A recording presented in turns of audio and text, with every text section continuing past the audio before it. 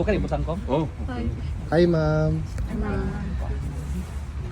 Okay, magandang araw sa ating lahat mga kapartners. So, sir, naitugon si APRRD sa mga... Pinapabot niya yung pasasalamat niya sa patuloy niyong suporta sa kanya.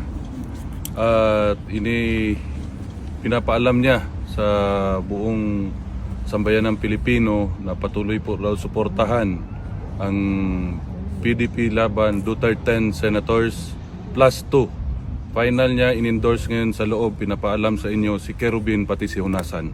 Okay.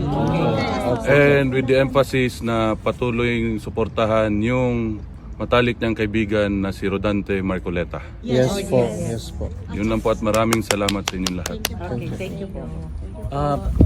Okay naman siya. Okay siya, sir. Nakita niyo si Senator Padilla nung nakulong, di ba? Yes po. Malayo. Mas bad boy tingnan. Ngayon nagmukhang mayor.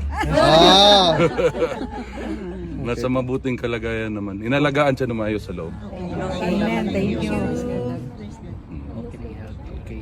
Nakaimensahe kung sa mga Pilipino kadadlaw nga nagabisita diri ug nagsuporta sa kay Salamat kayo, salamat. Pati siya ginapabot niya sa inyo ang iyang pasalamat. Kay sige sa pangutana og naba daw Pilipino sa so ko daghan. Always, every day. Salamat kayo, salamat. Kung pwede lang may musulod kong musod may pwede magid pwede. Ay kung pwede lang tamoy pang-itsa diha.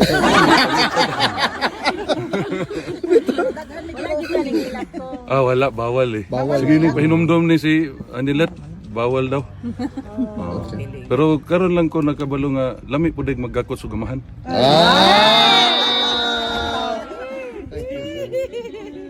Nag-moments man sila.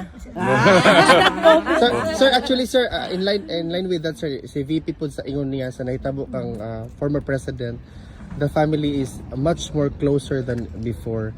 Sir, do you share the same realization? Okay. Karon siguro sa kinabuhi nako ikalima pa lang namon ning gakos.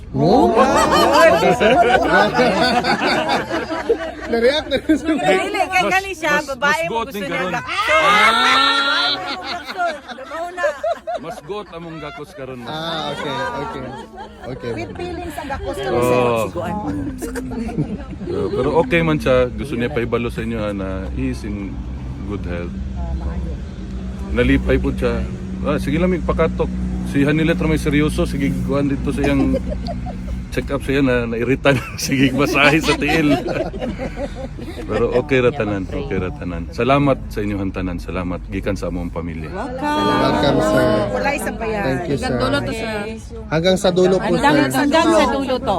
Sabi ni Tatay Digong mag-relax lang mi sir pero relax lang mi sa gawas. Pero hanggang sa dulo mi diri mag-relax. Kayo ning weather diri oy. Pero painit naman sir. Painit naman karon so okay na sir.